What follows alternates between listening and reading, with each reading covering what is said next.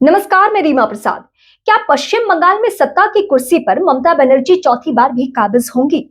सवाल ये इसलिए उठ रहे हैं क्योंकि इस बार चुनावी माहौल कुछ अलग ही रंग में है।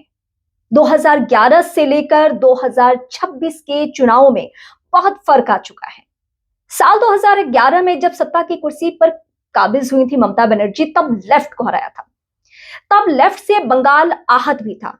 तो क्या आज इतने सालों बाद, यानी 3 कार्यकाल को देखने के बाद, ममता बनर्जी से बंगाल के लोगों में नाराजगी है? क्या बीजेपी को लोग इस कदर पसंद करते हैं कि सत्ता की चाबी दे दें बीजेपी को? क्या हर बार जो चुनावी माहौल में बीजेपी को बाहरी साबित करने में कामयाब हो जाती है ममता बनर्जी, क्या वो इस बार भी हो पाएंगी? क्योंकि 3 से 77 सीटों का सफर जिस बीजेपी ने तय किया है, वो इस बार ये उम्मीद कर रही है साल 2026 के चुनाव में कि उसने वो रास्ता तैयार कर लिया है कि पहले लेफ्ट का स्पेस खत्म किया, वहां पे अपने आप को स्थापित किया, और अब सीधे सीधे ममता बनर्जी को टक्कर देकर वो सत्ता की कुर्सी पर काबिज हो जाने वाले हैं। लेकिन सवाल ये अहम है कि क्या बीजेपी के फायरब्रांड नेता और एक वक्त में पुराने टीएमसी वाले नेता शुभेंदु अधिकारी ममता बनर्जी को चुनावी माहौल में टक्कर दे पाएंगे सीएम फेस के लिहाज से? क्योंकि बार बार बीजेपी को बाहरी ममता बनर्जी इसलिए साबित कर पाती है क्योंकि बीजेपी का अपना फेस सीएम फेस के तौर पर बंगाल में कोई ऐसा दिखता नहीं है जो ममता बनर्जी के टक्कर का हो। क्या ये इनके लिए फायदे का सौदा साबित होता है? लेकिन इस बार एक बहुत ही महत्वपूर्ण फैक्टर को हम इग्नोर नहीं कर सकते हैं बंगाल के चुनाव में, और वो है हुमायूं कबीर का फैक्टर। वो हुमायूं कबीर जो पश्चिम बंगाल की 100 सीटों पर जीत हासिल करने का दावा कर रहे हैं, जिसमें दावा है कि 75 सीटें वो मुस्लिम बहुल इलाकों का जीतेंगे और 30 सीटें ऐसी होंगी जो हिंदू सीटें होंगी, मतलब जहां पे हिंदुओं की बहुलता है। और इस समीकरण के साथ वो किंग मेकर बंगाल में बनने वाले हैं, ऐसा उनका दावा है।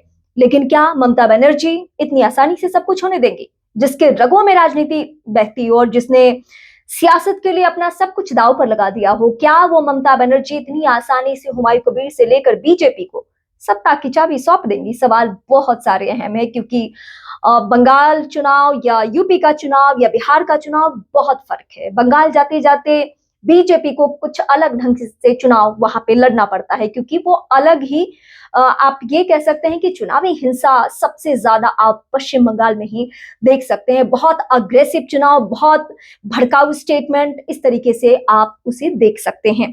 तो सवाल ये अहम है कि क्या ममता बनर्जी घिरती हुई नजर आ रही है इस बार चुनाव के दौरान? बीजेपी ने जो स्ट्रैटेजी, जो प्लानिंग तैयार की है, अगर बीजेपी का प्लान बी का ही हिस्सा हुमायूं कबीर हो, जैसे कि ओवैसी पर हमेशा दाग लगते रहा है कि ओवैसी इनडायरेक्टली बीजेपी को फायदा पहुंचाने के लिए काम करते हैं, या यूपी में यही दाग लगता है मायावती के ऊपर कि मायावती भी ऐसे ऐसे सीटों का चुनाव करती हैं या टिकट वितरण करती हैं जिससे कि बीजेपी को फायदा पहुंच जाए।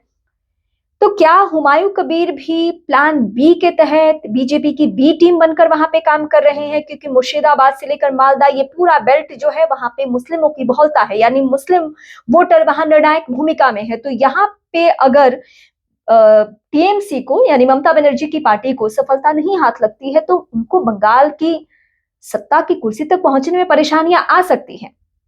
लेकिन सवाल ये भी अहम है, वही घूम फिर कर वहीं आ रही हूं मैं, कि क्या बीजेपी को बंगाल के लोग, बंगाली मानुष इस कदर पसंद कर रहे हैं कि वो सीधे सीधे ममता बनर्जी के स्पेस में वहां पहुंचा दे, लेफ्ट के स्पेस में? यानी विपक्षी पार्टी तो बंगाल में बना दिया, कांग्रेस से ज्यादा, लेफ्ट से ज्यादा तो भरोसा किया है बंगालियों ने बीजेपी पर, लेकिन क्या इस कदर भरोसा है कि सीधे सीधे सत्ता की चाबी सौंप दी जाए?